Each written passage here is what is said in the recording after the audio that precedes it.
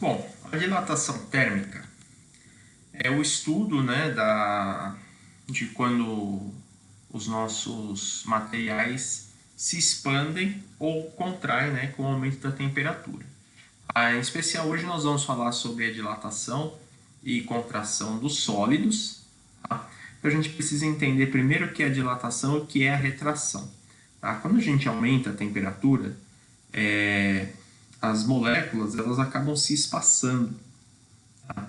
Quando você fornece temperatura, então essas moléculas elas tendem a se afastar uma das outras. Isso vai acontecer com que um certo material ele fique ligeiramente maior. Tá? E da mesma forma, a retração, né, se a gente diminui a temperatura, né, temperatura como é nível de agitação das moléculas, quanto menos temperatura eu tiver, mais próximas essas moléculas vão ficar. E aí você tem uma diminuição das medidas de um certo objeto. Tá? Tudo isso, né, faz com que a gente estude os tipos de dilatação. Tá? Então eu posso ter dilatação linear, superficial ou volumétrica. Tá?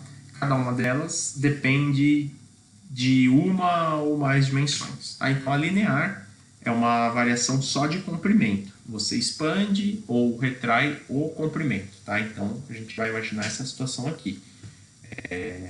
Se eu tiver um fio, por exemplo, de comprimento L, se eu aumentar a temperatura dele, ele vai aumentar uma quantidade ΔL, ou seja, a variação do comprimento.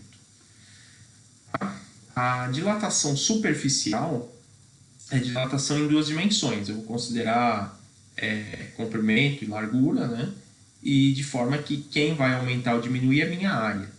Então, se eu tiver uma área A, se eu aumentar a temperatura, eu vou observar que a variação ΔA, né, a variação da área, é a variação tanto do comprimento quanto da largura do meu objeto.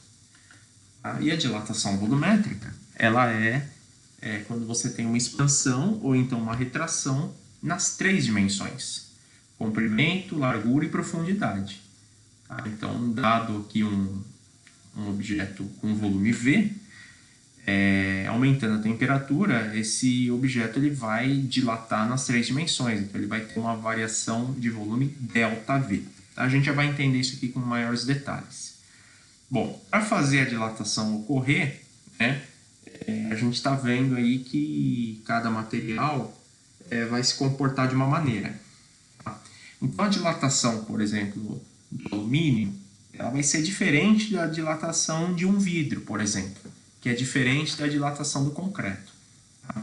O que define a capacidade de um material aí se contrair ou dilatar é o que a gente chama de coeficiente de dilatação. Então, esse coeficiente ele é indicado pela letra grega alfa, e ele indica para nós quão fácil ou quão difícil um certo material ele vai se expandir. Tá? O valor é diferente de cada material para cada material por conta da composição. Eu tenho materiais onde as moléculas são mais espaçadas, naturalmente, então quando você aumenta de temperatura, acaba impactando num maior aumento, porque você vai espaçar ainda mais essas moléculas.